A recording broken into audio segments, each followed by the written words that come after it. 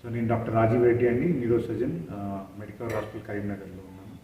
So తలకి దెబ్బ తాకడము, దాని తర్వాత దాన్ని ప్రివెంట్ చేసుకోవడానికి మనం ఏం చేయాలి, దాని తర్వాత ట్రీట్మెంట్ ఏం చేసుకోవాలి, ఎంత తొందరగా మనం హాస్పిటల్ తీసుకోవాలనే విషయంలో అది చెప్పడం జరిగింది.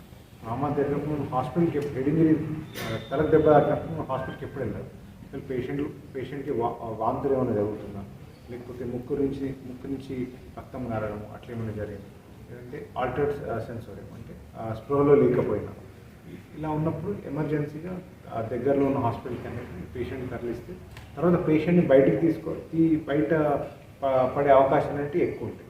సో ఇవన్నీ జాగ్రత్త అల్లు పెట్టుకొని మనం ఎంత తొందరగా పేషెంట్ని హాస్పిటల్కి మొబిలైజ్ చేస్తే అంత పేషెంట్ ప్రోగ్నోసిస్ అనేది బెటర్ ఉంటుంది.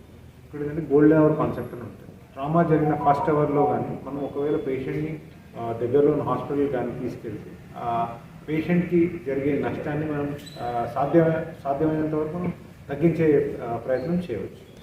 రోడ్ ట్రాఫిక్ యాక్సిడెంట్లు ఎలా ప్రివెంట్ చేయాలి, రోడ్ ట్రాఫిక్ యాక్సిడెంట్ జరిగితే ఎలాగ అతన్ని మనం పేషెంట్ సేవ్ చేయాలి అనేది మనకు అందరికీ తెలిసిన విషయం. రోడ్ ట్రాఫిక్ ఎందుకు జరుగుతుందో నేను ఎక్కడి నుంచి స్టార్ట్ చేస్తానంటే, ఒకవేళ రోడ్ ట్రాఫిక్ యాక్సిడెంట్ జరిగింది, రోడ్డు మీద ఎవరో పడిపోయి ఉన్నాడు, అతను మనం సెంటర్లో కాకుండా ఒక సైడ్కి తీసుకొచ్చి అతనికి ఊపిరి ఆడుతుందా లేదా, పల్స్ ఉందా లేదా, అని మాట్లాడుతున్నారా లేదా చూసుకొని ఏమైనా బ్లీడింగ్ పాయింట్స్ ఉంటే ఆ బ్లీడింగ్ దగ్గర మనం ఇక్కడ ఏదైనా కట్ చేయకుండా పెట్టి దగ్గరున్న హాస్పిటల్కి తీసుకెళ్ళాలి. ఎందుకు అంటే టైమ్ ఈజ్ ద లైఫ్.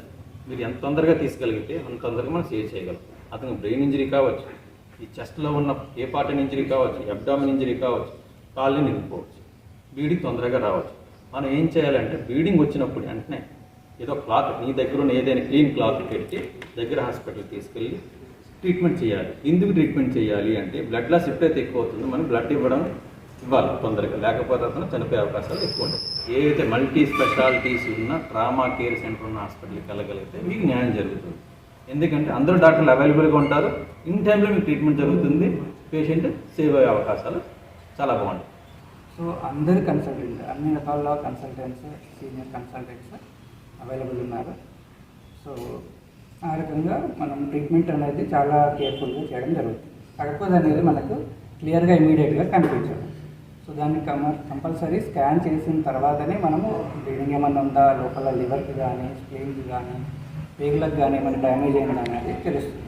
ఇమీడియట్గా సర్జరీ చేసే సదుపాయం కానీ ఫెసిలిటీస్ కానీ, ఆపరేషన్ తర్వాత మళ్ళీ పోస్ట్ ఆపరేషన్ కేర్ తీసుకునేది, ఐసీయూ కేర్ కానీ అన్నీ మన దగ్గర అవైలబుల్ ఉన్నాయి. అవి అన్నీ మనం ఆల్రెడీ చేస్తున్నాము. కాకపోతే ప్రజల్లో అవేర్నెస్ కోసం ప్రజలకి ఎక్కడికి వెళ్తే మనకి మంచి ట్రీట్మెంట్ వస్తుంది, ఏమేమి ఆప్షన్స్ ఉన్నాయి అనేది అందరికీ తెలవాలి. కాబట్టి మనం ఈ అవేర్నెస్ ప్రోగ్రామ్ అనేది చేయడం లేదు.